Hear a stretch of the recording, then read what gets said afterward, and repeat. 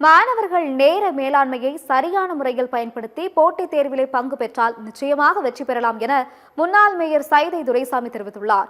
காஞ்சிபுரம் வாலாஜாபாத்தில் செய்தியாளர்களை சந்தித்த அவர் இதனை தெரிவித்தார்.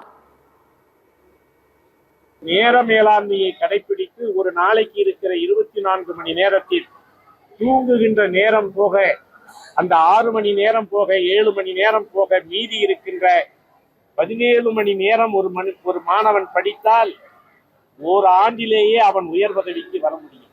அந்த வசதியை மனிதநேயம் செய்திருக்கிறது இணையதளத்தின் வாயிலாக. போட்டித் தேர்வு என்பது ஒரு அற்புதமான வரப்பிரசாதம். ஆகவே அந்த வாய்ப்பை பெறுவதற்கு மாணவர்கள் நேரத்தை சரியான முறையில் நேர மேலாண்மையை பயன்படுத்தி போட்டித் தேர்விலே பங்கு பெற்றால் அவன் நிச்சயமாக 2 வருடத்தில் 3 வருடத்தில் அவன் இந்தியாவின் உயர்ந்த பதவியில் IAS ஆக, IPS ஆக, IRS ஆக வந்து அமர்ந்து இந்த மண்ணுக்கும் மக்களுக்கும் ஒரு நாணயமான நேர்மையான அதிகாரியாக பணி செய்கின்ற வாய்ப்பு ஏராளமாக இருக்கிறது.